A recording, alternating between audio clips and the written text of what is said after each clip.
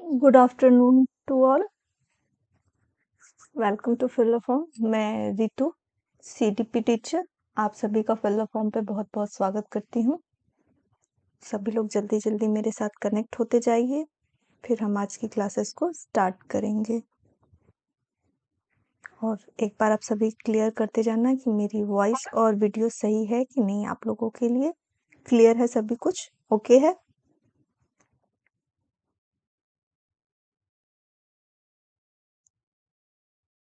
Good afternoon Shaheen, Rohit, प्रतीक्षा।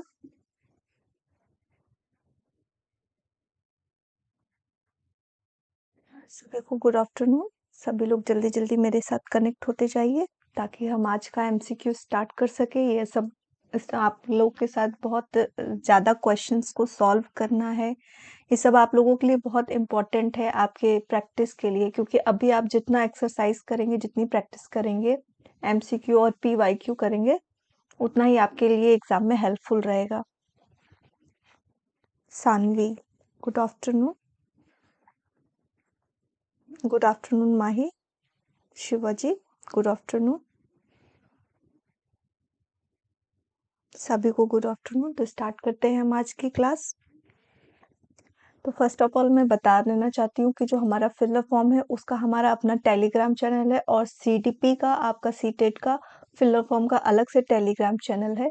तो जो लोग नए हैं और अभी तक टेलीग्राम चैनल को ज्वाइन नहीं किए हैं, तो जल्दी जल्दी आप सब ज्वाइन कर लीजिए, ठीक है। और हमारा इंस्टाग्राम चैनल है, आप हमें वहाँ पर भी फॉलो कर सकते हैं, ठीक है। Good afternoon Sangeeta. लेकिन गुड आफ्टरनून। चलिए फिर स्टार्ट करते हैं। जैसा कि आप सभी जान रहे हैं कि ठंड का मौसम आ रहा है, तो सभी बहुत अच्छे से अपना ध्यान रखिए, क्योंकि एग्जाम भी आप लोग के पास में है और अभी आप लोग के पास कोई वो नहीं है चांस कि आप अपनी तबीयत को खराब करें। तो अपने आप को स्वस्थ रखें, प्रैक्टिस करते रहें, कीप प्रैक्टिसिंग, ताकि आपके एग्जाम जो हो बहुत अच्छे हो जाए और आपकी सीटें क्लियर हो जाए, ठीक है। चलिए आगे बढ़ते हैं। ये जो हमारे पूरे टीम मेंबर्स हैं, जो अलग अलग सब्जेक्ट्स के लिए आपकी लाइव क्लासेस लेते हैं, ठीक है। और सीडीपी का यानी 3 PM मैं आपकी क्लासेस लेती हूँ ऋतु, मंडे टू सैटरडे। तो अभी आप सभी को पता है कि हमारा एमसीक्यू स्टार्ट हो चुके हैं, और इसको आप लोगों के लिए मैं इसीलिए हर प्रीवियस ईयर के भी लेके आ रही हूँ, और अदर टेस्ट्स में भी जो पूछे गए हैं उन प्रश्नों को भी लेके आ रहे हैं, ठीक है। तो आप सब उन सब को सॉल्व करते रहिए, ताकि जो आपका एग्जाम का तैयारी है वो मच बेटर हो सके। हाँ, थैंक यू माही। मैं भी अपना ख्याल रख रही हूँ, हालांकि मेरी 3-4 दिनों से तबीयत नहीं ठीक है, लेकिन आप लोगों का एक दिन भी मिस ना हो, इसलिए मैं यही तैयारी कर रही हूँ कि आप लोग जितना ज़्यादा प्रैक्टिस करो, जितना ज़्यादा इन्वॉल्व रहो मेरे साथ क्लास में, कि आपकी प्रैक्टिस को मैं और बेटर करा सकूँ।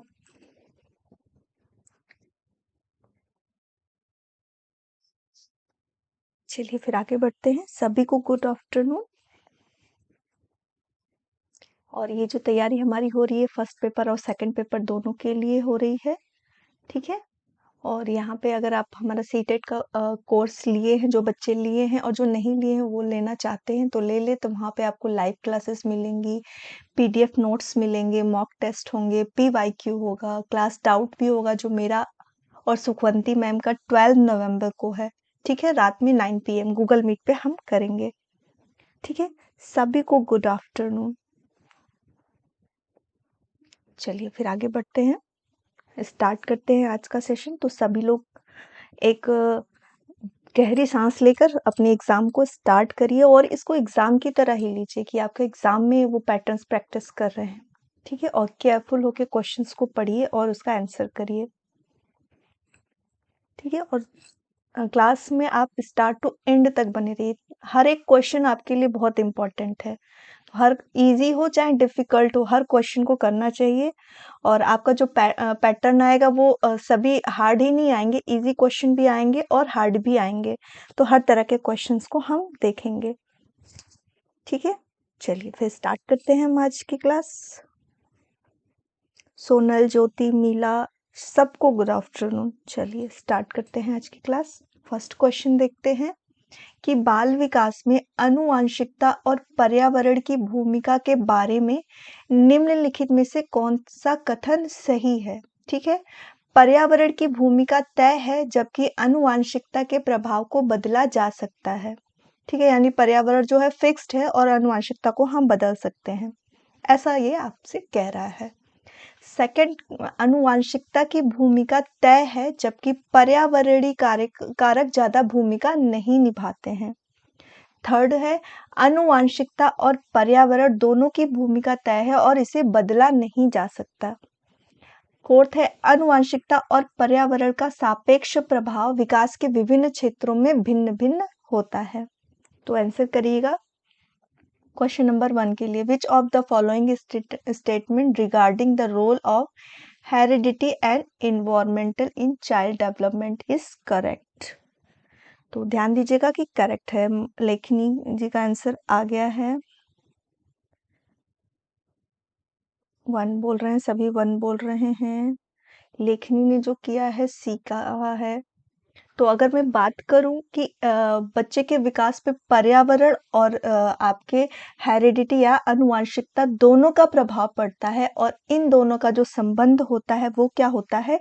गुणात्मक होता है। और इन दोनों का प्रभाव कोई फिक्स्ड नहीं होता, कहीं पे पर्यावरण ज्यादा होता है, कहीं पे आनुवंशिकता होती है, और इन दोनों को हम फिक्स नहीं कह सकते हैं। ठीक है, कि आपका 50-50% होगा, ये पर्यावरण फिक्स है, आपका हेरिडिटी फिक्स है। ठीक है, तो जो लोग आंसर डी किए हैं, जैसे शाहीन, लेखनी, संगीता, इन लोगों ने किया, मीला कुमारी, हाँ, अभी सभी का आंसर राइट आया है डी, आनुवंशिकता और पर्यावरण का सापेक्ष प्रभाव, यानी दोनों का प्रभाव पड़ता है और ये हर क्षेत्र में अलग अलग हो सकता है। कहीं पे हेरिडिटी ज्यादा हो सकती है, कहीं पे हमारा इन्वायरमेंटल फैक्टर ज्यादा हो सकता है। बिल्कुल सही डी आंसर है। पहले उन्होंने फर्स्ट और सी किया था, तो वो हमारा आंसर गलत हो जाता। ठीक है, तो जो राइट आंसर होगा वो हमारा क्या होगा? डी होगा।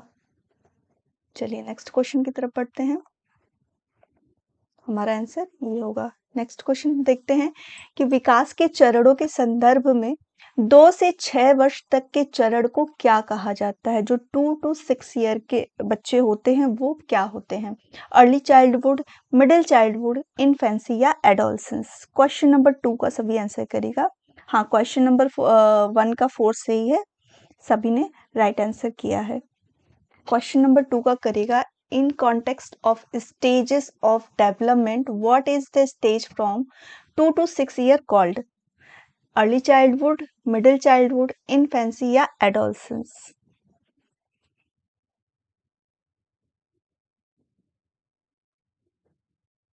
क्वेश्चन नंबर 2 का करिएगा। तो 2 से जो 6 वर्ष की अवस्था होती है वो कौन सी अवस्था होती है? वो हमारी होती है प्रारंभिक बाल्यावस्था। ठीक है, इनफेंसी पीरियड जिन्होंने बोला है, इनफेंसी पीरियड कौन सी होती है? जो बर्थ टू 2 ईयर होती है। ठीक है, वो हमारी इनफेंसी पीरियड होती है। और इससे भी पहले जो हमारी आती है वो होती है प्रीनेटल। प्रीनेटल कौन सी होती है? 280 दिनों की होती है, जो माँ के गर्भ में बच्चा पलता है। ठीक है, वो हमारी प्रीनेटल होती है। इन्फेंसी जो होती है वो बर्थ टू 2 ईयर होती है। और अर्ली चाइल्डहुड जो 2 to 6 ईयर होती है, या प्रारंभिक या हम बचपन बाल्यावस्था कहते हैं। ठीक है, हाँ बिल्कुल, 2 का जो आंसर होगा वो ए होगा, मीला ज्योति। ये A2 रील्स जो क्रिएटर है उन्होंने सी बोला है, तो वो सी नहीं होगा। ठीक है, इन्फेंसी पीरियड जो बर्थ टू 2 ईयर होता है वो होता है। क्लियर है? चलिए, सभी का आंसर 2 के लिए 1 आया था, सही है। ठीक है, नेक्स्ट क्वेश्चन की तरफ बढ़ते हैं कि विकास का कौन सा सिद्धांत बताता है कि मोटर विकास, जो गामक क्रियाएं होती हैं, शरीर के केंद्र में से छोर की ओर बढ़ता है। ठीक है, एक होता है शीर्षगामी जिसे सेफलोटोकैडल बोलते हैं। ठीक है, प्रोक्सिमी डिजिटल जो होता है अधोगामी, सेरेबल या परिधीय। क्वेश्चन नंबर 3 का करिएगा, which principle of development state that motor development proceed from the centre of the body toward the extremities? जो शीर्षगामी जो कहेंगे, आपका जो फर्स्ट ऑप्शन है वो क्या होता है? सर से पैर की तरफ। ये विकास कैसा होता है? लंबवत होता है। और जो छोरों से केंद्र से छोरों की तरफ जिसमें हमारे क्या होते हैं, ग्रॉस टू फाइन मोटर की तरफ जाते हैं वो हमारा होता है अधोगामी। ठीक है? हाँ, लेखनी माही ने ए किया है, बट जो फर्स्ट आंसर होगा वो क्या होगा, शीर्षगामी होता है। जो सेफलोपोडेंड्रल की बात हो रही है, शीर्षगामी यानी कि सिर से पैर की तरफ जो विकास होता है। जब बच्चा जन्म लेता है तो सबसे पहले वो उसका सिर हिलता है, वो अपने सर पे कंट्रोल करता है, फिर उसके हाथ पैर यानी कहेंगे जो ग्रॉस मोटर वाली चीजें होती हैं पहले वो उनको कंट्रोल करता है, फिर धीरे धीरे वो चलना बैठना सीखता है। जो अधोगामी होती है वो क्या होती है, हमारे स्नायुमंडल यानी केंद्र से, हमारे जो केंद्र में से विकास जो होता है वो छोरों तक पहुंचता है। जो बच्चा फर्स्टली पहले हाथ से कोई बड़ी चीजों को पकड़ता है, फिर हम लिटरली क्या करते हैं, फिर हम धीरे धीरे क्या करते हैं, पेन को कलम को पकड़ना शुरू करते हैं, तो वो वहाँ पे हमारी फाइन मोटर स्किल्स डेवलप होने लगती हैं, यानी सूक्ष्म जो हमारी गामक मांसपेशियां होती हैं वो विकसित होने लगती हैं। तो जो हमारा राइट आंसर होगा कि जो केंद्र से छोरों की तरफ बढ़ती हैं उसको हम अधोगामी बोलते हैं। क्लियर है सभी को? जब विकास आपके सर से पैर की तरफ बोलेगा तब हम उसको शीर्षगामी या सेफलोपोडेंड्रल बोलते हैं, बट जब विकास केंद्र से छोरों की तरफ बोल होता है तो वो अधोगामी होता है, यानी हमारे स्नायु मंडल से जो विकास होता है छोरों की तरफ, फाइन मोटर स्किल्स यानी किसी भी सूक्ष्म कार्य को करने के लिए जब हमारे अंदर वो विकास बच्चे में डेवलप होता है तो वो अधोगामी होता है। क्लियर है? प्रतीक्षा ने बोला बी, संगीता ने बोला बी, बिल्कुल वो सही है। ठीक है, ए नहीं होगा, बी होगा।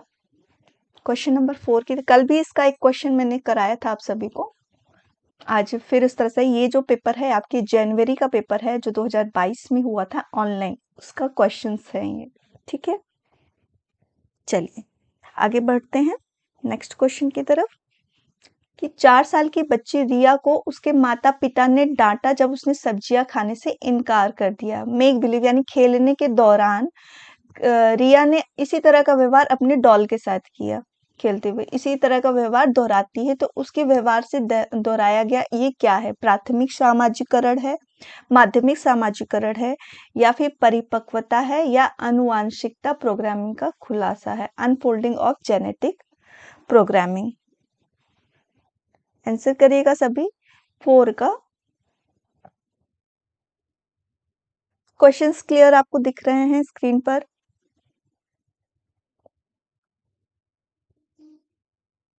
क्वेश्चन नंबर 4 का करिएगा कि रिया a 4-year-old girl got scolded by her parents when he refused to eat her vegetables during make believe play. Riya repeat this behavior, his behavior deceives. बिल्कुल सही आप सभी कर रहे हैं कि अगर पेरेंट्स के द्वारा जो घर में माता पिता द्वारा जो चीजें सिखाई जा रही है, बच्चों को बताया जा रहा है कि क्या गलत है क्या सही है, तो वो क्या होगा, हमारा प्राथमिक सामाजिकरण होगा। ठीक है, हाँ बिल्कुल सही सभी का आंसर आ रहा है 4 के लिए। हाँ, शाहीन, संगीता, शिवजी, हाँ सभी का आंसर आया। शिवाजी जो किया, मीला कुमारी, रोहित, माही, प्रतीक्षा, सभी का आंसर सही है। नेक्स्ट क्वेश्चन की तरफ बढ़ते हैं कि अनीता ने रश्मि की कलम ली और बदले में रश्मि ने अनीता का लंच खा लिया। पूजा यह सब देख रही थी लेकिन उसने शिक्षक को इन घटनाओं की सूचना नहीं दी क्योंकि इसमें समान को आदान प्रदान शामिल है। लॉरेंस कोलबर्ग के अनुसार पूजा नैतिक विकास के किस चरण में है? अच्छा लड़का अच्छा लड़की वाले अभिविन्यास, सामाजिक व्यवस्था बनाए रखना, सजा और आज्ञाकारिता अभिविन्यास, या वाद्य उद्देश्य अभिविन्यास, द इंस्ट्रूमेंटल पर्पज ओरिएंटेशन। ठीक है, क्वेश्चन नंबर 5 का करिएगा। तो ये जो आप लोगों ने देखा होगा कि सी टेट में जो क्वेश्चंस होते हैं ये किसमें आपको अक्सर कहानी के बेसिस पे पूछते हैं। तो ये क्यों पूछते हैं? डायरेक्टली आपसे कोई क्वेश्चन नहीं करते हैं, तो आपसे ये क्यों इस तरह का क्वेश्चन करते हैं? इसलिए करते हैं कि आपने पूरा जो थ्योरी है अच्छे से उसको पढ़ा है या नहीं। ये आपके नॉलेज को चेक करने के लिए इस तरह से क्वेश्चन को घुमा के पूछते हैं। डायरेक्टली नहीं पूछते कि ये कौन सी स्टेज है, ये इस स्टेज में ये है वो है, ये आपसे घुमा फिरा के पूछते हैं। तो सभी को पता है कि लॉरेंस कोलबर्ग का जो सिद्धांत नैतिक विकास का सिद्धांत इन्होंने जो दिया था मॉरलिटी का, उसमें इन्होंने 3 लेवल्स बांटे थे और 6 स्टेजेस दिए थे। हर लेवल में 2 स्टेजेस थे। ठीक है। तो फर्स्ट स्टेज में जो फर्स्ट लेवल जो इन्हों का था प्री कन्वेंशनल मॉरलिटी, उसमें उन्होंने दो स्टेजेस बताए थे। पहला जो बताया था कि पनिशमेंट एंड ओबिडेंस ओरिएंटेड, मतलब बच्चा कोई भी कार्य क्यों करना, 4 से 10 वाला जो एज होता है क्यों करता है, बच्चा क्यों करना सीखता है, पनिशमेंट से बचने के लिए वो अपने बड़ों का फॉलो करता है, सीखता है। ठीक है। नेक्स्ट जो इसी में आता है टिक टैक बोलते हैं, मतलब जैसे को तैसा या आदान प्रदान बोलते हैं, या वाद्य उद्देश्य अभिविन्यास भी इसको बोला जाता है। ठीक है। द इंस्ट्रूमेंटल पर्पज ओरिएंटेड, यानी कि जैसे को तैसा, तुमने मेरी पेंसिल तोड़ी, लो मैंने भी तुम्हारी पेंसिल तोड़ दी। ठीक है। एक और एग्जांपल्स ले सकते हैं कि माता पिता बोलते हैं कि आप अच्छा नंबर लेकर आओगे तो मैं तुम्हें ये गिफ्ट दूंगा, तो बच्चे उस चीज के रिवॉर्ड के लालच में करते हैं, या चीजों का आदान प्रदान भी होता है, तुम मेरी पेन ले लो मैं तुमको अपनी कॉपी दे दूंगा। ठीक है। तो ये जो होता है क्या होता है, टिक फॉर टैक वाली स्थिति, यानी जैसे को तैसा करना है। ठीक है। यानी किसी भी चीज को करने के प्रति दूसरा भी एक्सपेक्ट करता है कि आप भी ऐसा कुछ करो। थर्ड स्टेज जो आती है हमारी कौन सी रहती है, सेकंड लेवल में जो आती है कन्वेंशनल मॉरलिटी। ठीक है। उसमें क्या होता है, गुड बॉय और गुड गर्ल का जो होता है ना, वो ओरिएंट है कि दूसरों की नज़र में अच्छा बनने के लिए कोई कार्य करते हैं। फिर हमारी आती है इसी में सामाजिक व्यवस्था बनाए रखना, यानी जो समाज में व्यवस्था कानून बनाए जाते हैं, बच्चे उन सब चीज़ों को समझने लगते हैं, उनको फॉलो करने लगते हैं। ठीक है। तो इसमें जो 4 स्टेजेस दी हैं, इन 2 लेवल्स की दी गई हैं। थर्ड स्टेज जो हमारी आती है पोस्ट कन्वेंशनल मॉरलिटी आती है, इसके भी 2 स्टेजेस बताए, social construct and individual rights या यूनिवर्सल प्रिंसिपल। इसमें बच्चे क्या होते हैं, जो 5th स्टेज इन्होंने बताई थी, उसमें बच्चे क्या करते हैं, जो समाज में नियम कानून बनाए जाते हैं उसके प्रति वो आर्ग्यू करते हैं, उनको समझते हैं, अपनी भी सोच को लॉजिकल देने लगते हैं। और 6th जो होती है यूनिवर्सल प्रिंसिपल, यानी सार्वभौमिक, वो होते हैं जो अपने को छोड़ के दूसरों के हित के बारे में सोचना, ऐसा करने लगते हैं। तो ये 3 लेवल्स के 6 स्टेजेस के बारे में बताया गया।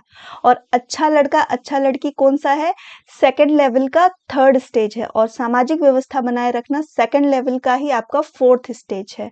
और सजा और आज्ञाकारिता अभिविन्यास कौन सा है, फर्स्ट लेवल का आपका फर्स्ट स्टेज है। और वाद्य उद्देश्य अभिविन्यास, यानी आदान प्रदान करना, किसी चीज के बदले में कुछ करना, या टिक फॉर टैग वाली स्थिति, तब आप मेरे साथ ऐसा करोगे तो मैं तुम्हारे साथ ऐसा करूंगा, वो वाली स्थिति थी।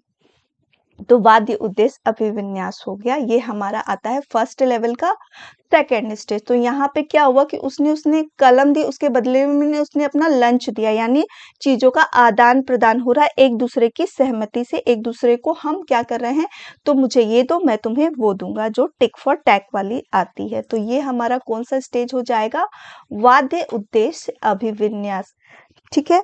या हम इसको इंडिविजुअलिज्म एंड एक्सचेंज भी बोलते हैं, सेकंड जो इसका नाम है। ठीक है। तो इसमें अभी तक किसी ने सही आंसर नहीं किया है, इसलिए मैंने इसको क्लियर कर दिया। अगर किसी को डाउट है तो फिर से आप बता दीजिए मुझे।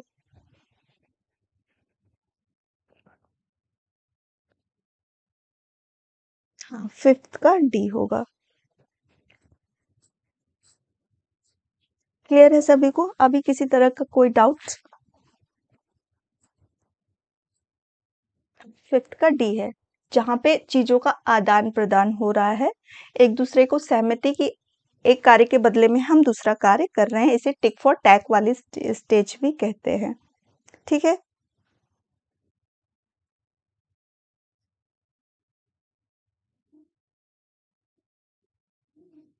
संगीता क्या बोल रही हैं,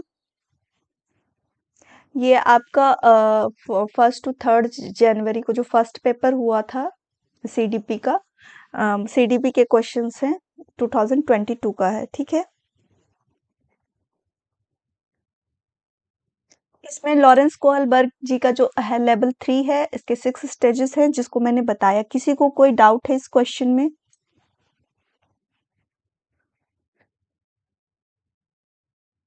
ये जो ऑनलाइन आपके एग्जाम्स हुए थे 2 साल, उसके ही सारे पेपर्स को मैं अभी सॉल्व करा रही हूँ आप लोगों को। ठीक है। किसी को कोई डाउट नहीं है ना इस क्वेश्चन में?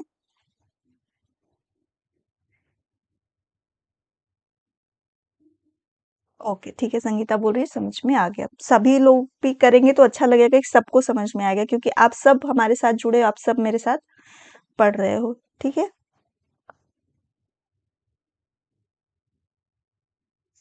नहीं, ये एग्ज़ाम भी आपका 22 में होगा, ये मैं जनवरी का पेपर आपको करवा रही हूँ, स्टार्टिंग 22 का, ठीक है ना? और ये दिसंबर से आपके एग्ज़ाम्स स्टार्ट होंगे, अभी डेट क्लियर नहीं हुए हैं। मेबी आपके जहाँ तक मुझे लगता है, पिछली बार 16 दिसंबर से एग्ज़ाम शुरू हुए थे, तो पॉसिबल है कि इस बार भी एग्ज़ाम आपके वहीं से स्टार्ट हो, ये दिसंबर टू जनवरी जाएँगे आपके।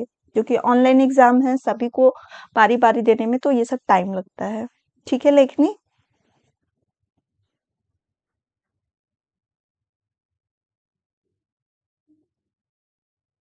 डाउट है, सुदर्शन कुमार को डाउट है। ठीक है, एक बार मैं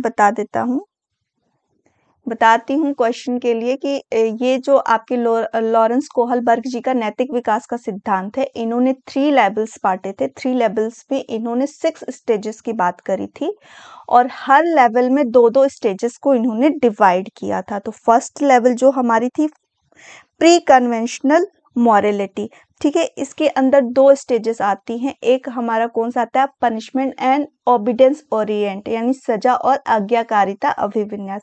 इसमें जो बच्चा होता है, वो क्या होता है, वो चीज़ों को नैतिक, जो उनके नैतिक विकास होता है, वो किस चीज़ की, सज़ा से बचने के लिए, कि अगर आप पढ़ाई नहीं करोगे, अच्छे नंबर नहीं लाओगे, तो पेरेंट्स क्या करेंगे, मेरी पिटाई करेंगे, इसलिए बच्चा पढ़ रहा है। ये वाली समझ होती है, किसी चीज़ से बचने के लिए, यानी पनिशमेंट से बचने के लिए बच्चा मॉरलिटी को सीखता है।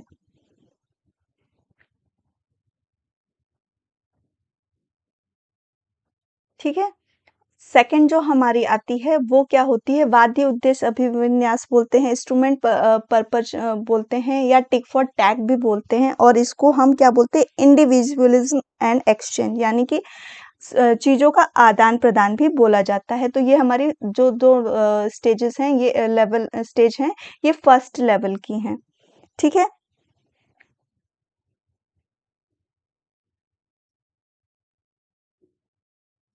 पूजा कुमारी बोल रही हैं, प्रश्न है। अगर आपको नहीं दिख रहा, तो मैं तो चीज़ों को खुद बोल के आप लोगों के लिए एक्सप्लेन करती हूँ, बताती हूँ। ठीक है? इसीलिए मैं बोलती हूँ, पढ़ती हूँ आपके साथ क्वेश्चन में, कि अगर आपको कुछ चीज़ें नहीं क्लियर हो रही हैं, तो भी आपको समझ में आए। ठीक है?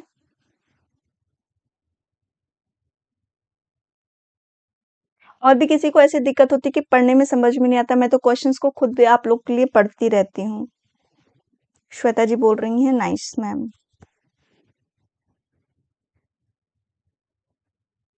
चलिए, सुदर्शन जी का जो मैं बता रही थी, 2 स्टेजेस हैं। थर्ड स्टेजेस जो हमारी कन्वेंशनल मॉरलिटी है, इसमें गुड बॉय और गुड गर्ल्स की जो अभिविन्यास आती है, यानी कि बच्चा या बच्ची जो भी है, वो क्यों किसी कार्य को सीखते हैं, करने के लिए दूसरों की नज़र में अच्छा बनने के लिए होता है ना, कि मैं ये कार्य करूँगी तो मेरी मम्मी बहुत खुश हो जाएगी और मुझे बोलेगी, नहीं तुम बहुत अच्छी लड़की हो, या लड़का कोई क्लास में बहुत अच्छा कार्य इसलिए करता है कि हम टीचर की नज़र में बहुत अच्छा कहलाएँ। ये होता है गुड बॉय और गुड गर्ल वाला। दूसरा होता है सामाजिक व्यवस्था बनाए रखना, जो भी हमारे नियम कानून हमारे समाज में बनाए गए हैं लोगों के लिए, उन चीज़ों को वो समझने लगते हैं, फॉलो करने लगते हैं, ये हमारी कन्वेंशनल मॉरलिटी में आती है। थर्ड जो हमारी लेवल होती है, वो क्या होती है, पोस्ट कन्वेंशनल मॉरलिटी, यानी कि जो इसमें जो बच्चे होते हैं, अपने समाज के जो नियम होते हैं, उस पे अपना खुद का तर्क-वितर्क हर चीज़ देते हैं। किसी भी चीज़ों को ईज़िली नहीं मान लिए कि जो आपके लिए नियम बताया गया, आप उसे ही फॉलो करेंगे। वो अपने राइट्स को समझते हैं कि हमारा क्या अधिकार है, हमें क्या समझना है, वो होता है। उसी का जो थर्ड लेवल का सिक्स्थ स्टेज होता है, वो होता है यूनिवर्सल प्रिंसिपल, जो व्यक्ति क्या होता है, अपने लिए नहीं, दूसरों के लिए, समाज से ऊपर दूसरों के हित के बारे में सोचना। ऐसे लोग बहुत कम होते हैं जो अपने बारे में ना सोच के दूसरों के लिए, समाज के लिए, अपने देश के लिए सोचते हैं। इनमें आप किनको बोल इंक्लूड कर सकते हैं, हमारे स्वतंत्रता सेनानी हैं, हमारे वैज्ञानिक हैं, जो हम सबके लिए सोचते हैं, ना कि अपने लिए विचारों को सोचना होता है। ठीक है? चलिए, अभी क्लियर है? चलिए आगे बढ़ते हैं। मैं मैक्सिमम जो आपका क्लियरिटी है, क्योंकि ये चीज़ें मुझे टाइप करनी पड़ती हैं, कुछ चीज़ें टाइप करके लिखती हूँ, कुछ मुझे पेस्ट करना पड़ता है, तो वो चीज़ें एक मैक्सिमम फ़ॉन्ट ही लेके कर सकते हैं, है ना? और जब इसको पीडीएफ फॉर्म में आपको मुझे देना होगा, तो उस चीज़ों को भी ध्यान में रख के मुझे करना होता है।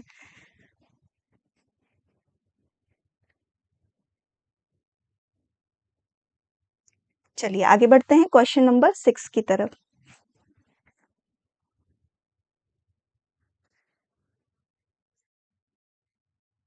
चलिए नेक्स्ट क्वेश्चन की तरफ बढ़ते हैं। जीन पियाजे के अनुसार संरक्षण समस्याओं को हल करने की एक बच्चे की क्षमता तर्क के किन बुनियादी पहलुओं की समझ पर निर्भर करती है?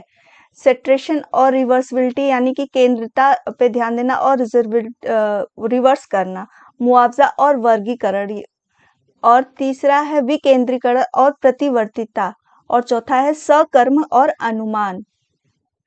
तो आंसर करिएगा जो कंजर्वेशन है, संरक्षण समस्याओं को हल करने में एक बच्चे की क्षमता तर्क किन बुनियादी पहलुओं के समझ पर निर्भर करती है जब बच्चा कंजर्वेशन करता है।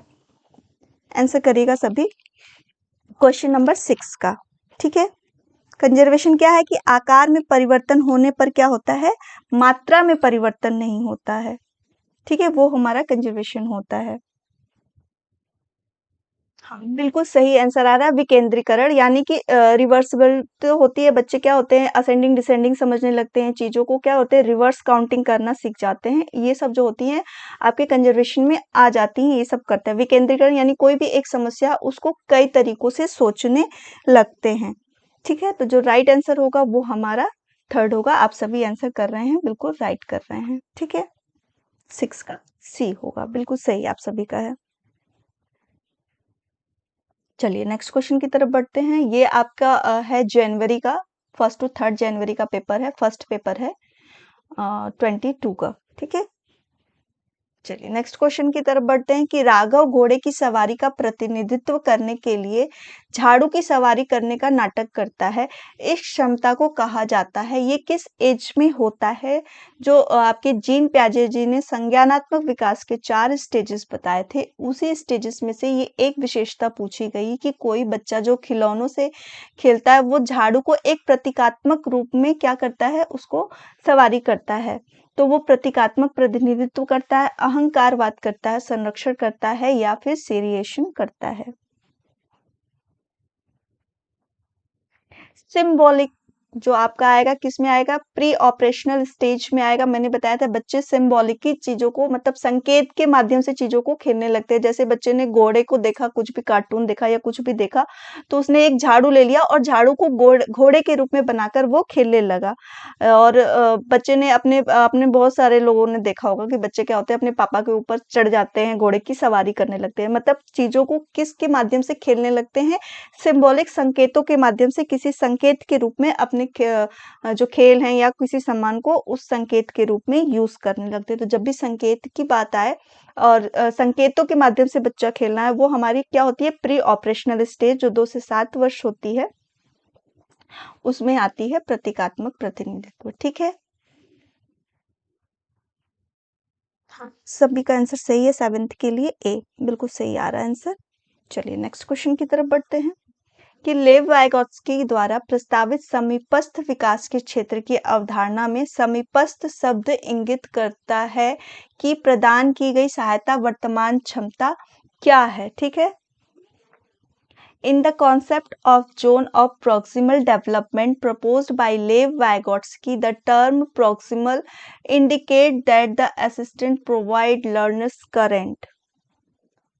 8th का सभी आंसर करेगा। goes just below, goes just beyond, is the liner with is for beyond, यानी बस नीचे चला जाता है, जो समीपस्थ होता है, बस से परे होता है, से परे चला जाता है, या रैखिकीय होता है, बहुत दूर होता है। जो उसकी जो भी लर्नर है, वाइगोट्स्की ने जी ने जेडपीटी की बात की थी कि संभावित विकास का क्षेत्र, जब बच्चा उस स्थिति में होता है जहां पर वो खड़ा है और वो सीखना चाहता है, तो वो चीजें क्या होती हैं, उससे परे होती हैं, नीचे चली जाती हैं, या फिर क्या होता है उससे दूर चली जाती हैं। क्वेश्चन आपसे ये पूछ रहा है।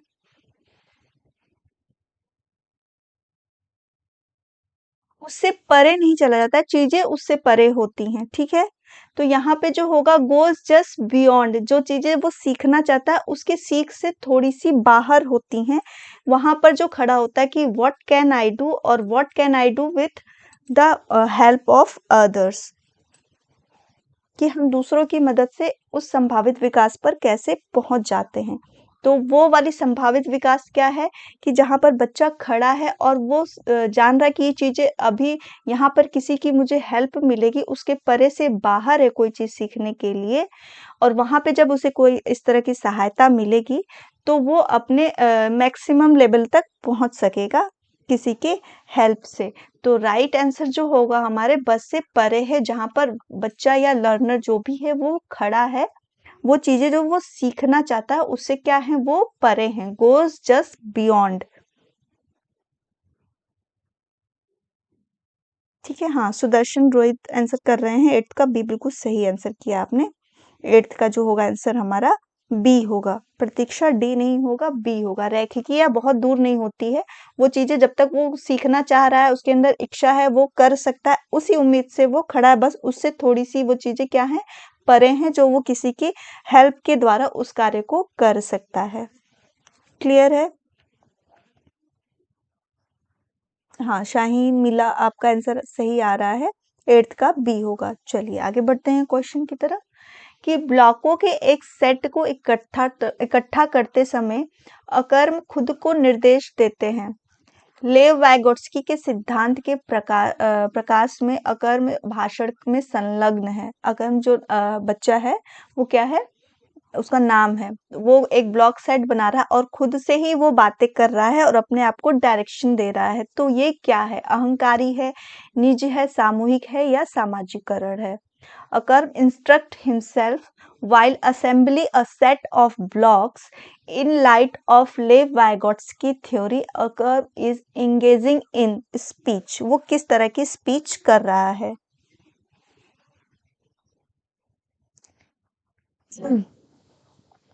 सुदर्शन, मैंने बता दिया, ये आपके जो ऑनलाइन पेपर हुए थे 1st to 3rd जनवरी के जो पेपर्स हैं, मैंने वहीं से लिया है, ठीक है।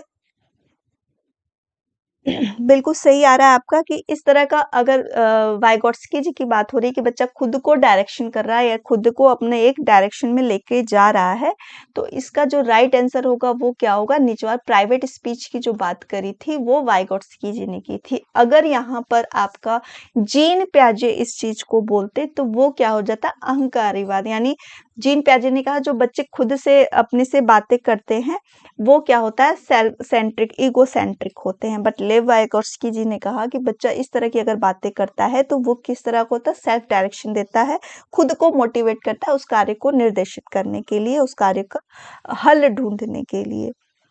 ठीक है, हाँ, बिल्कुल सही आंसर सभी का आ रहा है, 9 का बी आ रहा है, बिल्कुल सही है प्रियंका, गुड आफ्टरनून।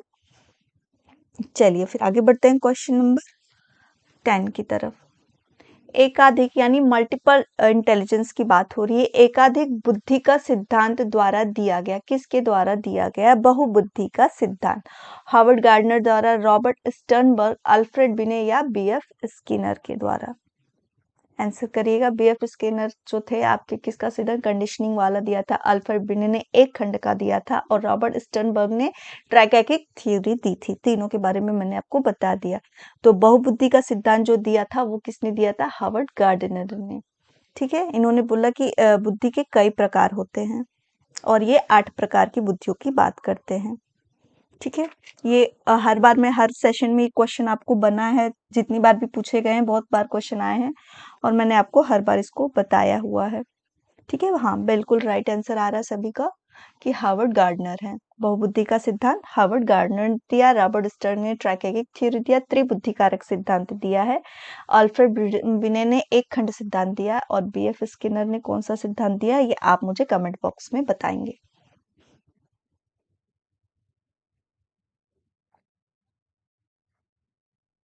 सभी का आंसर बिल्कुल सही है। चलिए नेक्स्ट क्वेश्चन की तरफ बढ़ते हैं, कि बच्चे भाषा प्राप्त करते हैं क्योंकि वे आनुवांशिक रूप से ऐसा करने के लिए पूर्व निर्धारित होते हैं और पर्यावरण इसमें कोई भूमिका नहीं निभाता है। ये स्टेटमेंट दिया हुआ है और उसका एक रीजन दिया हुआ है आर करके।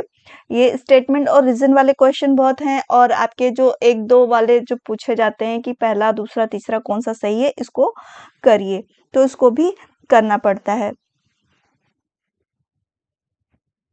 द्विखंड का आपका स्पीयरमैन ने दिया है, ना कि स्किनर ने दिया है, ठीक है।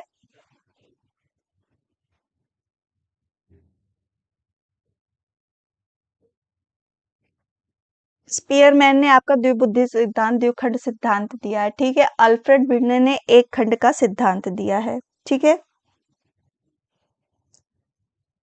बहुबुद्धि उसका इंग्लिश वर्जन देख लीजिएगा, हिंदी जो ट्रांसफर एकाधिक, मतलब एक से अधिक, एक नहीं पूछा है, एकाधिक, एक से अधिक। अब हिंदी को इतना कन्वर्ट करके मैं आपको बताने लगूंगी तो फिर थोड़ा टाइम लग जाएगा, लेकिन मैं यहाँ पे आप एक बोल रहे हैं, एक बुद्धि नहीं दिया है, एकाधिक मतलब एक से अधिक बुद्धि की बात, मल्टीपल इंटेलिजेंस की बात हुई है, ठीक है। क्वेश्चन को ध्यान से देखिएगा। क्वेश्चन नंबर 4 का अरे 11 का आप सभी बोल रहे हैं डी।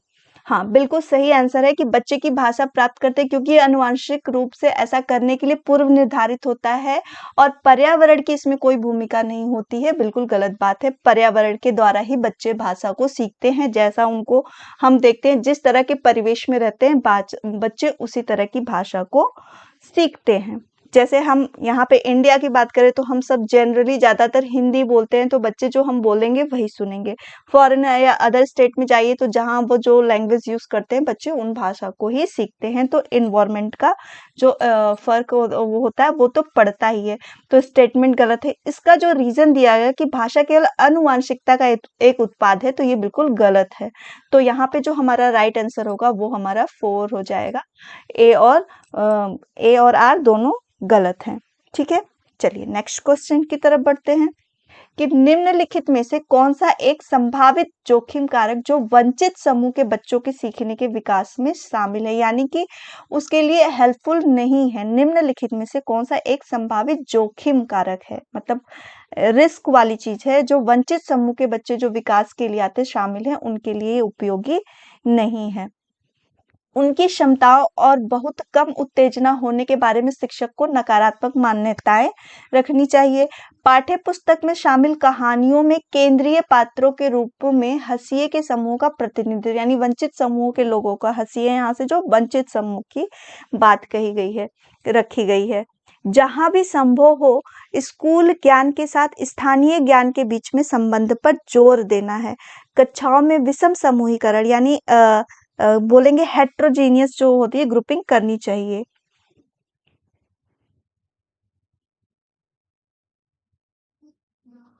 चलिए क्वेश्चन को ध्यान से दीजिएगा कि निम्नलिखित में से कौन सा एक रिस्की है जो वंचित समूह के बच्चों को सीखने के विकास में शामिल है, जो एक शिक्षक द्वारा इस्तेमाल किया जाएगा, वो क्या होगा। हाँ, बिल्कुल सही है। यहाँ पे निगेटिव ही पूछ रहा है कि वंचित समूह से जो किसी तरह की सुविधाओं से वंचित रह गए हैं, जिन्हें सीखने का जो हमें माहौल देना है, उन्हें क्या करना है, नकारात्मक मान्यताएं नहीं देनी है, हमें उनके लिए पॉजिटिव देना है। पाठ्य पुस्तक में कहानियों को केंद्रीय पात्रों के रूप में, जो भी वंचित समूह से लोग आए उन्होंने कैसे आगे किया, पाठ्य पुस्तक में इन सब चीजों को भी शामिल करना चाहिए। जहाँ भी संभव स्कूल के ज्ञान के साथ स्थानीय ज्ञान को भी हमें इन्वॉल्व करना है।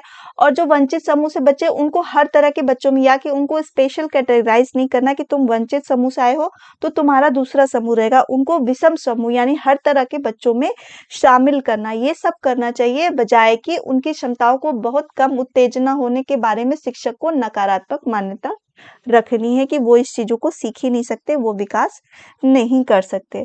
तो 12 का बी आप सब क्यों आंसर कर रहे हैं। पाठ्य पुस्तक में शामिल कहानियों में केंद्रीय पात्रों के रूप में, यानी जो वंचित समूह से जो इस तरह से लोग आए, उन्होंने आगे बढ़ा, वो तो उनके लिए हौसला बढ़ाने के लिए, उनको मोटिवेट करने के लिए इन सब चीजों को हमें रखना है कि ये लोग भी इन चीजों से वंचित रहे, फिर भी इन्होंने इस क्षेत्र में बहुत अच्छा काम किया। तो पाठ्य पुस्तक में कहानियों में केंद्रीय पात्रों को हंसिए के समूह को प्रतिनिधित्व करना, यानी वंचित समूह लोगों का प्रतिनिधित्व करना होता है। और स्थानीय ज्ञान को भी जोड़ना सही बात है। कक्षाओं में विषम समूहीकरण यानी अलग-अलग लोगों को सबको एक साथ मिलाकर कार्य करना, तो ये भी अच्छी बात है, जो वंचित समूह से बच्चे आते हैं। बजाय कि उनकी क्षमताओं और उनकी उत्तेजनाओं को कम आंकना और उसके प्रति जो शिक्षक है वो नकारात्मक विचारधारा रखे, तो ये गलत होता है, जोखिम भरा होता है, जो वंचित समूह से बच्चे आते हैं। क्लियर है सभी को? शाहीन, गोलू, आप लोग जो बी कर रहे हैं, बी नहीं होगा, जो इसका राइट आंसर होगा वो क्या होगा? 1 होगा। क्लियर है सभी को? हाँ, सोनल वर्मा, हाँ, सोनिया, आप लोग ए कर रही हैं, सभी का आंसर सही है। ठीक है, अभी किसी को डाउट इस क्वेश्चन में?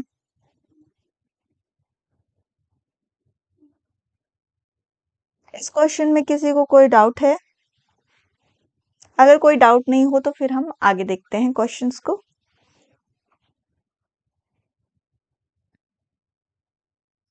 चलिए नेक्स्ट क्वेश्चन की तरफ बढ़ते हैं कि एक स्कूल लड़कियों को केवल संगीत और नृत्य प्रतियोगिताओं में भाग लेने के लिए प्रोत्साहित करता है, यानी लड़कियों को क्या बोलता है कि तुम केवल डांस ही कर सकती हो, तुमको डांस में ही पार्टिसिपेट करना है।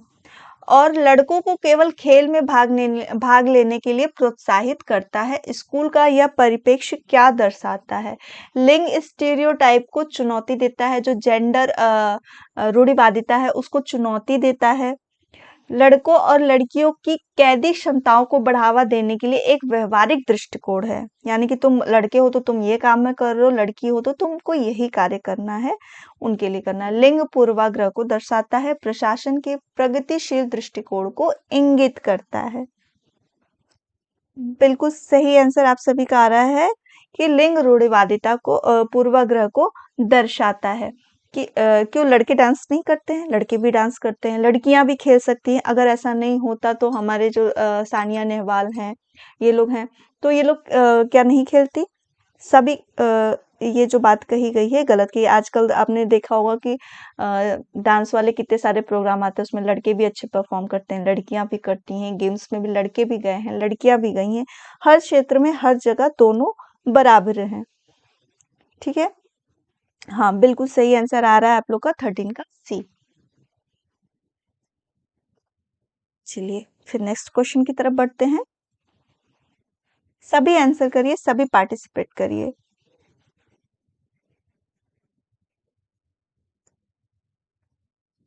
एक शिक्षक वर्ष के मध्य में, यानी जो पढ़ाई सेशन हो रहा है उसके बीच में बच्चों को बारीकी से देखता है जब वे सीखने की गतिविधियों में लगे होते हैं। उनके काम के नमूने संकलित करते हैं और व्यक्तिगत बच्चों के अवलोकन डायरी बनाकर रखते हैं। यह किस तरह का मूल्यांकन है? क्वेश्चन सभी को समझ में आ रहा है? सभी को क्लियर दिख रहा है? मानकीकृत और वर्दी यानी यूनिफॉर्म होता है। योगात्मक और शिक्षक उन्मुख, निरंतर और व्यापकता, आदर्श, संदर्भित और प्रासंगिक। A teacher closely observes children through the year when they are engaged in learning activities, completes samples their work, and maintains an observation diary of individual children. This type of evaluation is 14 का D आप बोल रहे हैं। 14 का सी बिल्कुल सही answer जो लोग कर रहे हैं, 14 का सी होगा। ये क्या हो रहा है? कॉन्टिन्यूअस हो रहा है और बच्चे के हर एक क्षेत्र का मूल्यांकन किया जा रहा है, जो कि बोल दिया कि सीखने की गतिविधियों में लगे उनके काम के नमूनों को संकलित किया जा रहा है, यानी जो जो वो कार्य स्कूल में कर रहे हैं हर चीजों को संकलित किया जा रहा है, यानी व्यापक किया जा रहा है और निरंतर किया जा रहा है, वर्ष के मध्य में किया जा रहा है। ठीक है, तो ये सब चीजें क्या होती हैं? हमें निरंतर और व्यापक मूल्यांकन में होती हैं। ठीक है, तो जो राइट आंसर होगा वो क्या होगा? निरंतर और व्यापक मूल्यांकन। ठीक है, हाँ 14 का सी होगा।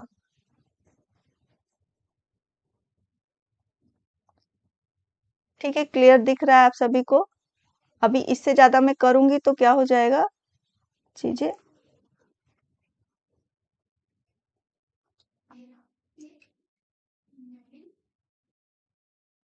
हाँ, ज्योत्सना प्रिया, आपका आंसर जो आ रहा है 14 का सी।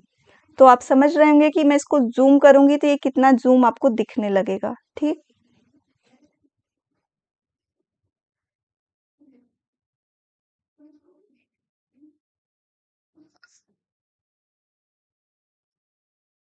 क्या सभी को ऐसी दिक्कत हो रही है कि जो लिखा हुआ है वो दिखाई नहीं दे रहा है आप सबको? एक बार आप क्लियर बता दीजिए ताकि मुझे पता चले कि जो लिखा हुआ है आपको क्लियर दिख रहा है या नहीं दिख रहा है।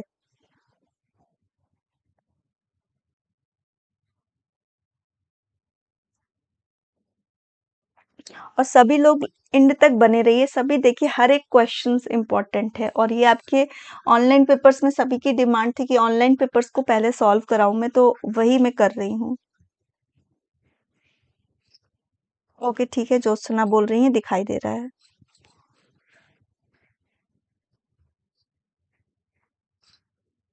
ओके, थैंक यू सभी का आंसर करने के लिए कि आपको क्लियर दिख रहा है। क्या कोई एक ऐसे बोलता है ना कि दिख नहीं रहा है तो खुद भी होता है कि किसी बच्चे को कोई प्रॉब्लम ना हो। हर एक बच्चा मेरे लिए स्पेशल है, हर बच्चे को हर चीज़ दिखनी चाहिए, ठीक है? जिसको नहीं दिख रहा है तो आप थोड़ा-सा अपने मोबाइल का वो ज़ूम कर लीजिए, ठीक है? चलिए नेक्स्ट क्वेश्चन की तरफ बढ़ते हैं कि मूल्यांकन का उद्देश्य क्या है? क्या होना चाहिए? बच्चों को भय युक्त में अध्ययन करने के लिए प्रेरित करना यानी डरा के करना, to motivate children to study under threat, ठीक है? बच्चों को धीमी, उज्ज्वल और समयग्रस्तता के रूप में पहचानने के लिए, to identify children as slow, bright and,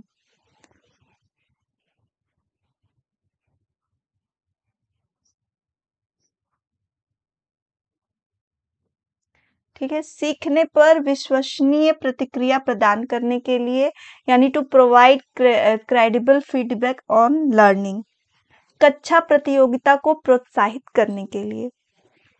Priyanka, मैं क्वेश्चंस को बोलते भी जा रही हूँ, आंसर्स को भी आपके सामने बोलते जा रही हूँ, तो आई थिंक आपको कोई प्रॉब्लम नहीं होनी चाहिए अगर आपको दिखाई नहीं दे रहा है तो, ठीक है? The purpose of assessment, assessment का क्या उद्देश्य है? बिल्कुल सही आंसर आप कर रहे हैं।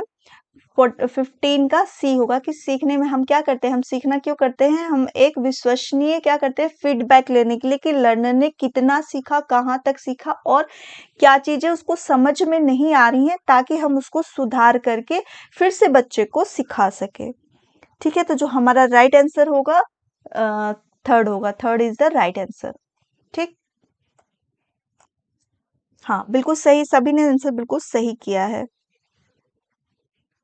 चलिए नेक्स्ट क्वेश्चन की तरफ बढ़ते हैं कि छात्रों के बीच व्यक्तिगत मतभेदों को दूर करने के लिए स्कूलों को किन शैक्षणिक रणनीतियों को अपनाना चाहिए, यानी जो इंडिविजुअल डिफरेंस है कि what pathological strategy should be school adopt to address individual differences among student. तो इसके लिए जो ऑप्शन है कि सभी छात्रों के लिए समान पाठ्यक्रम और मूल्यांकन का पालन करें, यानी जो भी इंडिविजुअल डिफरेंसेस को हम ध्यान न दें, सभी के लिए एक जैसा हम करिकुलम और असेसमेंट करें। सेकंड इज है आपका, सेकंड वन है कि बच्चों को उनकी संज्ञानात्मक क्षमताओं के आधार पर वर्गीकृत करें और उन्हें अलग अलग वर्गों में पढ़ाएं, उनको लेबलिंग कर दें। लचीला होने के द्वारा बच्चों को व्यक्तिगत जरूरतों को पूरा करना। फोर्थ है कि सुनिश्चित करें कि बच्चों के बीच सभी व्यक्तिगत मतभेदों को दूर किया जाता है।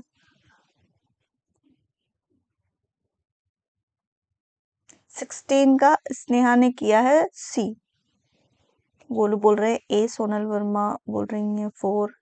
अगर हम बात करें कि सभी के लिए व्यक्तिगत मतभेदों को यानी हर बच्चे की जो सीखने की कैपेसिटी है अलग-अलग है, तो सभी के लिए हम एक जैसा मूल्यांकन फॉलो नहीं कर सकते और पाठ्यक्रम को भी हम फिक्स नहीं कर सकते, सभी के लिए एक जैसा नहीं कर सकते, थोड़ी-सी फ्लेक्सिबिलिटी उनके लिए रखनी पड़ती है, जो बच्चे बहुत ज़्यादा अच्छा पढ़ाई में हैं या फिर कम हैं, तो ये चीज़ें हमें फिक्स्ड नहीं करनी है। तो ए जो बोल रहे हैं, तो ए कहाँ से होगा? सभी छात्रों के लिए समान पाठ्यक्रम हम नहीं कर सकते, सकते, हमें उनके इंडिविजुअल डिफरेंसेस को ध्यान देना है।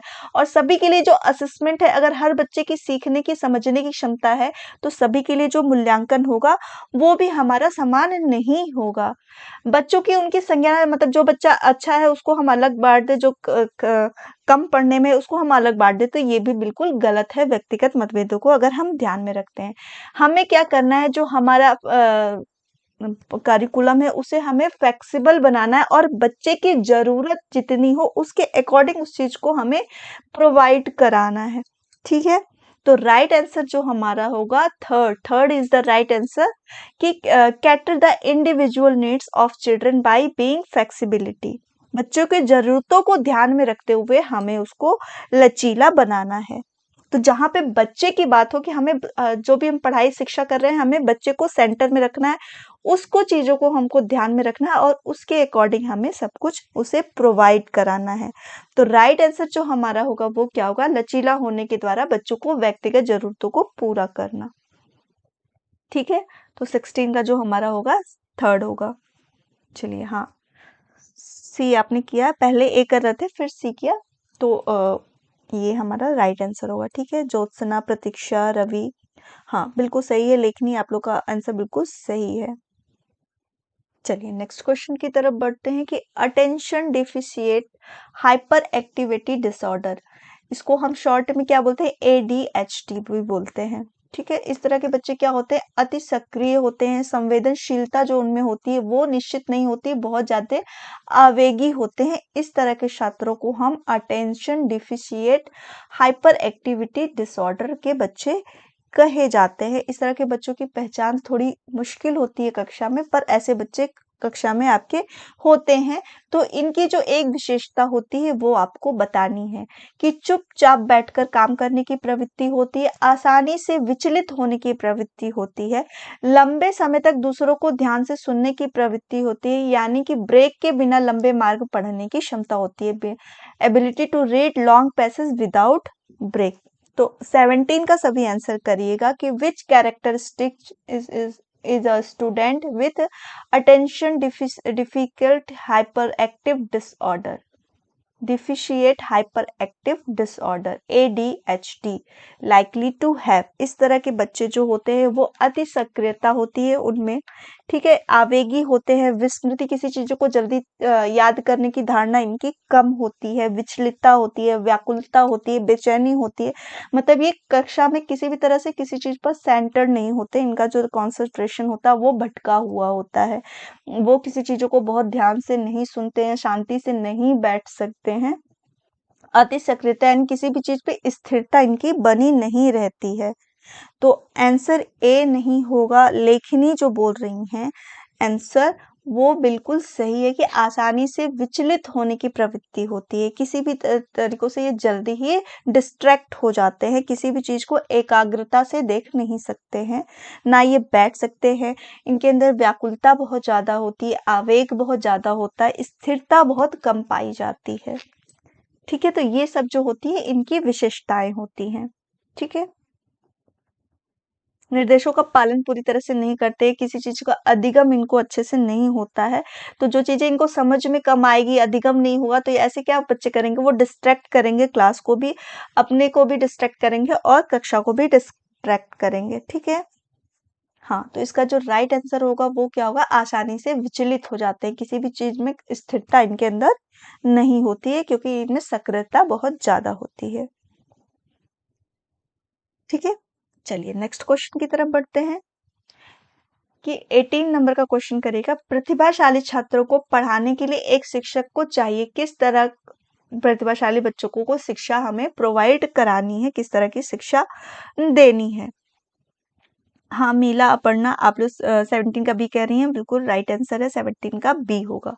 ठीक है, हाँ, स्नेहा ने भी कहा 17 का बी बिल्कुल राइट आंसर है, B is the right answer 17 का। ओके, चलिए 18 का करिएगा कि प्रतिभाशाली छात्रों को पढ़ाने के लिए शिक्षक को चाहिए, for teaching student who are gifted, a teacher should क्या करना चाहिए, उनकी सहमति से चुने गए उनके लिए उच्च स्तर और मूल ग्रंथों को पढ़ने के लिए प्रोत्साहित करें, उन्हें अन्य छात्रों से अलग करने के लिए विशेष अनुभाग बनाए, उन्हें बाहरी पुरस्कारों से प्रेरित करें, स्कूल द्वारा उनके लिए डिजाइन किए गए लक्ष्यों को पालन करने के लिए उन पर बदलाव डालें।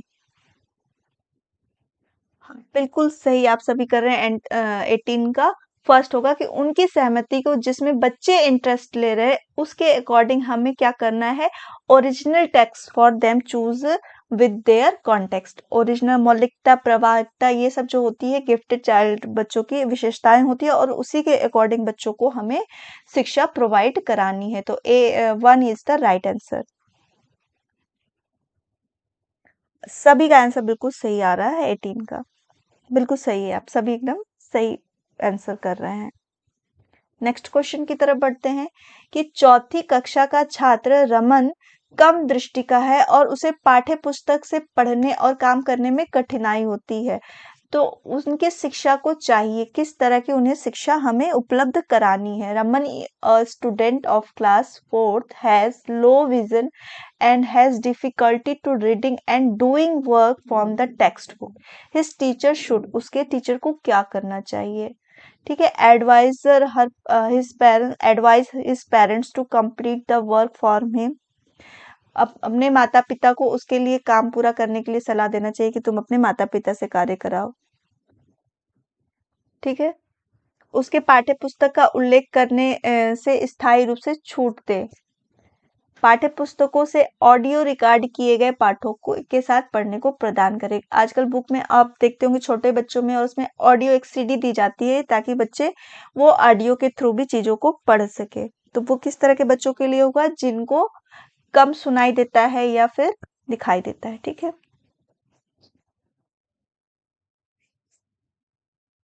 काम की नकल करने के लिए उसे अपने साथियों का नोटबुक दे दे, यानी तुम चीटिंग करके कर लो इस चीज को। हाँ, 19 का थर्ड होगा, बिल्कुल सही है, सभी आंसर कर रहे हैं। अभी फटाफट सब हम लोग आंसर करेंगे, क्वेश्चन का टाइम हमारा हो रहा है। आज हम मैंने क्वेश्चंस भी कम ही रखे हैं आप लोगों के लिए कि थोड़ा सा इसको फास्ट किया जा सके। ठीक है, क्लियर है सभी को? तो चलिए आगे बढ़ते हैं कि निम्नलिखित में से कौन सार्थक शिक्षा को बढ़ावा देने के लिए एक प्रभावी रणनीति है? सार्थक शिक्षा यानी मीनिंगफुल लर्निंग की बात हो रही है, तो उदाहरणों और गैर उदाहरणों का प्रयोग करेंगे। Use of example and non examples. छात्रों को प्रश्न पूछने के लिए प्रोत्साहित करना, छात्रों को किसी और, जैसे having student teach the concept to someone else, किसी की और की अवधारणाओं को भी समझने के लिए जोर करना, बच्चों को अन्य बच्चों के साथ अपने प्रदर्शन की लगातार तुलना करने के लिए प्रोत्साहित करेंगे। तो आपको सही सही आंसर को चूज करना है और एक राइट आंसर करना है। तो 20 का सभी फटाफट आंसर करिएगा कि निम्नलिखित में से कौन सा सार्थक शिक्षा को बढ़ावा देने के लिए एक प्रभावी रणनीति है? Which of the following are an effective strategy for promote meaningful learning? Use of example and non-example, encouraging student to ask a question, having student teach the concept of someone else, promoting children to constantly compare their performance with other children. Answer करिएगा सभी 20 का।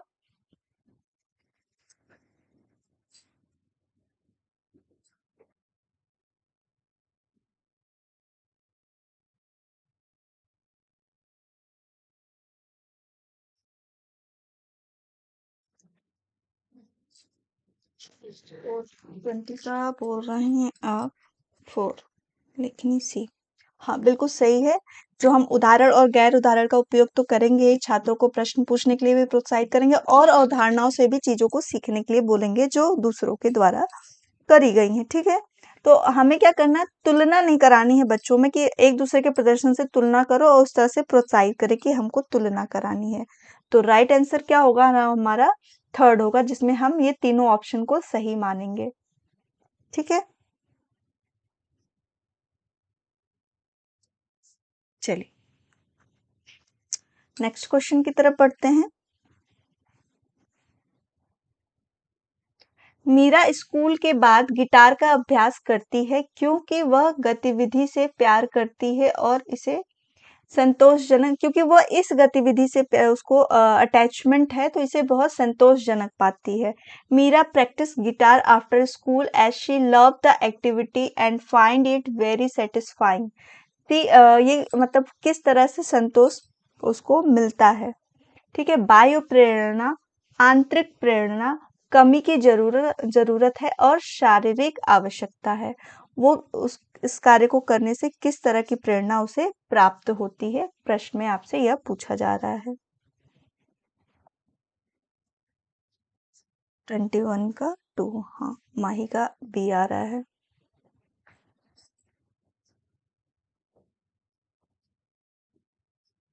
हाँ, बिल्कुल सही है कि उसे उस वर्क को करने से क्या है, उसे संतोष प्राप्त हो रहा है, वो उस कार्य को पसंद करती है। जो भी कार्य खुद की पसंद से किया जाता है, खुद के सैटिस्फैक्शन के लिए किया जाता है, वो हमेशा हमारी आंतरिक प्रेरणा में होती है। और बाह्य प्रेरणा क्या होती है, जो हम किसी रिवॉर्ड के लालच में उस कार्य को करते हैं। ठीक है, हाँ, बिल्कुल सही है। हम रोहित बोल रहे हैं माही जी कहाँ चली गई थी। मेरा भी एक्चुअली यही क्वेश्चन था कि माही अभी तक आंसर नहीं कर रही थी, आप कहाँ चली गई थी। चलिए आंसर करते हैं। और मैं तो यही बोलती हूँ कि आप लोग स्टार्टिंग टू एंड तक बने रहिए ताकि आपके हर क्वेश्चन को हो सके। ठीक है, ओके, कोई बात नहीं, बफरिंग हो रही थी। चलिए, नेटवर्क इशू होता है जिसपे हमारा कंट्रोल नहीं होता, मेरे साथ भी होता है। इसी वजह से मेरी एक आध क्लासेस आपके साथ नहीं हो पाती हैं। ठीक है, चलिए, और जितने लोग हों लाइक करना बिल्कुल मत भूलिएगा। मैं पढ़ाने में कंजूसी नहीं कर रही हूँ, आप लोग के लिए हर एक क्वेश्चन में बहुत ढूंढ के लेके आ रही हूँ ताकि आपके कोई चीज पीछे ना रहे। ठीक है, तो आपका भी फर्ज एक बनता है कि आप भी मेरे क्लास को लाइक करिए। ठीक है, ओके ओके, चलिए स्टार्टिंग से ही रहिए। चलिए, कोई नहीं, चलिए आगे बढ़ते हैं क्वेश्चन नंबर 22 की तरफ कि निम्नलिखित में से कौन आलोचनात्मक सोच में योगदान नहीं देता है। ठीक है, which of the following does not contribute to critical thinking. कौन सी एक ऐसी चीज है जो हमें क्रिटिकल थिंकिंग में नहीं देती है। ठीक है माई, अच्छी बात है, आप अटेंड करिए। मैं जो भी बोलती हूँ स्टूडेंट्स के लिए ही बोलती हूँ, बुरा नहीं लीजिएगा, इसको बुरा नहीं मानिएगा। ठीक है, चलिए, विचारक एक कथन के अंतर्निहित मान्यताओं को पहचान करते हैं और चुनौती देते हैं। जो भी उसके मेन अजम्पशंस है उसको ध्यान में देते हैं और उसको क्लैरिफाई करने की पूरी कोशिश करते हैं। ठीक है, विचारक कथनों के बीच तथ्यात्मक सटीकता और तार्किक स्थिरता की जांच करते हैं। Thinker check for factual accuracy and logical consistency among statement. विचारक किसी स्थिति के संदर्भ पर विचार नहीं करते हैं। Thinker do not consider the context of a situation. बिल्कुल सही आंसर आ रहा है। जब तक मैं इसलिए पढ़ रही हूँ कि जिसको दिखाई ना दे रहा हो उसके लिए चीजें क्लियर हो जाए। ठीक है, हाँ, बिल्कुल सही आंसर आ रहा है कि विचारक क्या होते हैं, वो दूसरों के कॉन्टेक्स्ट को भी लेते हैं, अपनी थिंकिंग को सही और कहाँ तक वो उचित जा रहे हैं, सही जा रहे हैं, इन सब चीजों को भी करते हैं। तो जो नहीं वाला ऑप्शन होगा वही हमारा राइट आंसर होगा, क्योंकि योगदान नहीं देता है किस चीज को करने में, आपसे पूछ रहा है। तो जो थर्ड होगा, third is the right answer. ठीक है, हाँ, बिल्कुल सही, सभी का आंसर बिल्कुल सही आया है 22 के लिए। ठीक है, छात्रों को त्रुटियों के बारे में निम्नलिखित में से कौन सा कथन सही है। Which of the following statement about student error is correct. त्रुटियां शिक्षकों को छात्रों को कमजोर या उज्जवल के रूप में लेबल करने में मदद करती हैं। यानी तुम अच्छे हो तो उसको हमने बोल दिया बहुत अच्छे हो, नहीं हो तो अलग कर दिया। बस क्वेश्चन खत्म ही होने वाले हैं। मैं रोज कोशिश करती हूँ कि मैं कम क्वेश्चन कराऊंगी, लेकिन मुझे हर क्वेश्चन में थोड़ा सा इंटरेस्ट होता है, तो मैं आपके हर क्वेश्चन को इसमें इन्वॉल्व कर देती हूँ कि नहीं, ये भी क्वेश्चन कराना चाहिए बच्चों को। उनकी त्रुटियों के आधार पर शिक्षक छात्रों को असफल कर सकते हैं और अपना समय बचा सकते हैं। उनकी त्रुटियों के आधार पे मतलब क्या करेंगे, बच्चे फटाफट टीचर पहचान लेगा और उसको अलग कर देगा। त्रुटियां शिक्षकों को छात्रों की सोच को समझने का अवसर प्रदान करती हैं। छात्रों को बार-बार सही उत्तर फिर से लिखने के लिए कहकर त्रुटियों को तुरंत ठीक किया जाना चाहिए। हाँ, सविता बोल रही हैं 24 का 3, लेखनी 3, हाँ।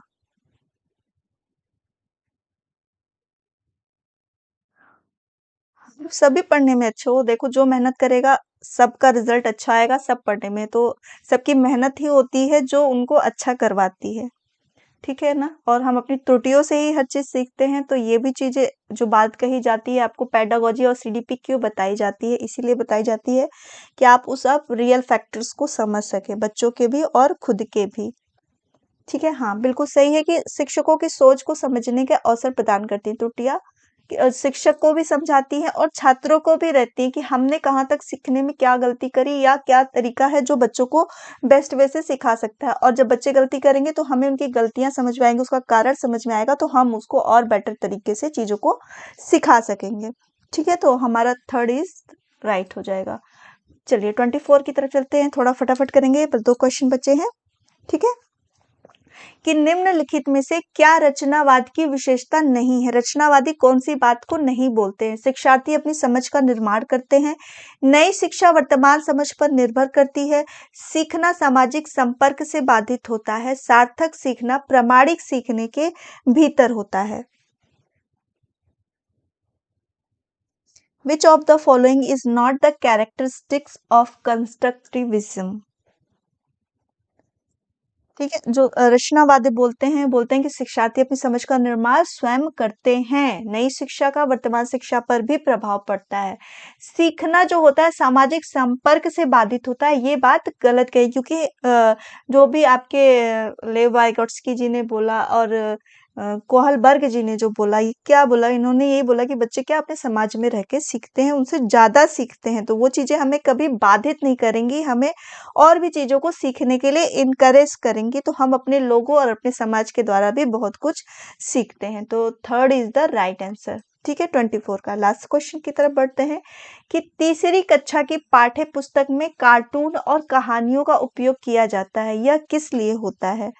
छात्रों के मन में अनावश्यक भ्रम पैदा करने के लिए, छात्रों में उबने या उदासीनता का कारण बनाती हैं। थर्ड है सीखने और अवधारणा से संबंधित छात्रों को विचलित करने के लिए। फोर्थ हमारा है बच्चों के लिए सामग्री को रोचक और भरोसेमंद बनाने के लिए। A text book of class third use cartoon and stories this would, ये क्यों किया जाता है क्लास थर्ड के बच्चों में इंटरेस्टिंग कार्टून्स और बुक को कलरफुल ये सब क्यों बनाते हैं? हाँ, सविता जी का आ गया है 25 का होगा 4। 4 इज द राइट आंसर क्योंकि हमें छोटे बच्चों को पढ़ाने के लिए उनके अंदर इंटरेस्ट करना है। इंटरेस्ट जब तक बच्चों में नहीं आएगा वो चीज़ों को नहीं सीखेंगे। तो हमारा जो आंसर होगा 4th is the right answer. ठीक है, तो आज के हमारे 25 क्वेश्चंस हो चुके हैं। 30 मैंने इसलिए नहीं लिया क्योंकि हमारा सेशन बहुत लंबा हो जाता है और आप लोग के लिए भी इतना देर बैठना पॉसिबल नहीं है। ठीक है, जब एग्जाम पास में आएंगे तो हम 2-2 घंटे भी पढ़ेंगे, बट आज के लिए इतना ही। ठीक है, तो मैं ये सब क्वेश्चंस बहुत सारे ढूंढ के इकट्ठा लाती हूँ जो मुझे लगता है कि आपको ये प्रश्न देखने चाहिए।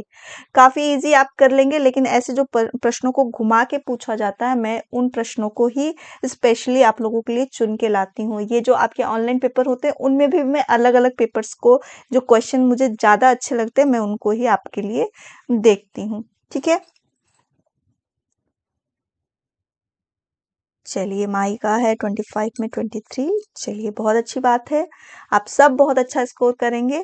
इसी उम्मीद से आप सब रोज मेरे साथ क्लास में जुड़े रहिए और रोज क्लास को देखिए। मैं ये नहीं कहती कि आप 3 पीएम पे ही आके देखिए, बाद में भी जिनको टाइम मिलता है वो भी देखिए और क्लास को लाइक करिए।